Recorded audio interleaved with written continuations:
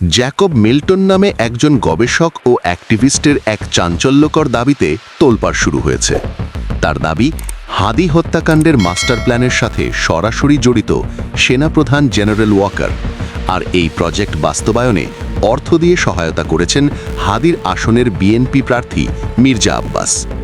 Jacob মিল্টনের গবেষণায় উঠে এসেছে মির্জা আব্বাস, জেনারেল ওয়াকার এবং সাংবাদিক জুলকরনাইন সায়ের মিলে হাদিকে সরিয়ে দেওয়ার এই মেগা প্রজেক্ট সম্পন্ন করেছেন।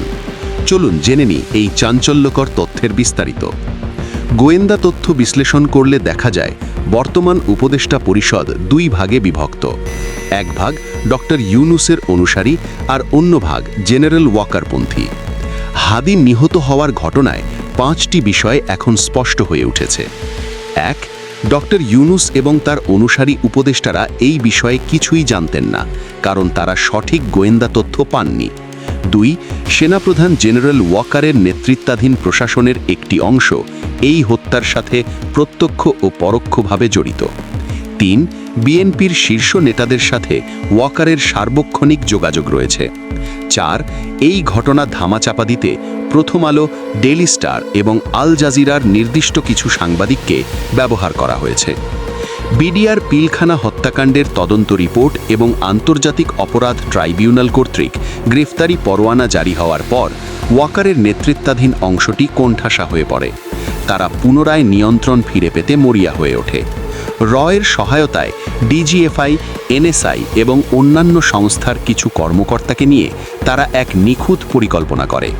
তাদের মূল লক্ষ্য ছিল ছাত্র জনতার বিপ্লবী অংশকে আঘাত করা। প্রথমে ভিপি নূরকে টার্গেট করা হলেও পরে দেখা যায় নূরকে আক্রমণ করায় আন্তর্জাতিকভাবে তারা নজরে পড়ে গেছে। তাই তারা এমন একজনকে টার্গেট করে যিনি নিয়মিত ভারতীয় নীলনকশা ফাঁস করে দিচ্ছিলেন, আর তিনি হলেন আমাদের হাদি। ভারতীয় হাইকমিশনে মিডিয়া ব্যক্তিত্বদের নিয়ে ব্রিফিং এবং মোটা খামের বিনিময়ে হাদির বিরুদ্ধে উস্কানি তৈরির ক্ষেত্র তৈরি করা হয়। সূত্রমতে হাদিকে শেষ করার জন্য ঘাতকদের সাথে 150 কোটি টাকার একটি চুক্তি হয়। দাবি করা হচ্ছে এই পুরো টাকাটাই দিয়েছেন মির্জা আব্বাস।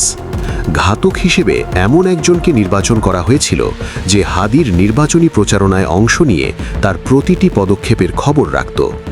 হাদিকে গুলি করার পর হাসপাতালে নেওয়া হলে চিকিৎসকরা বুঝতে পারেন তাকে বাঁচানো সম্ভব নয়। ডক্টর ইউনুস লোক দেখানোভাবে তাকে সিঙ্গাপুর পাঠিয়ে পরিস্থিতি নিয়ন্ত্রণের চেষ্টা করলেও হাদিকে আর ফেরানো যায়নি। 24-এর বিপ্লবকে পুনরুজ্জীবিত করতে না পারলে হাদি হত্যাসহ কোনো বিচারই হয়তো সম্ভব হবে না।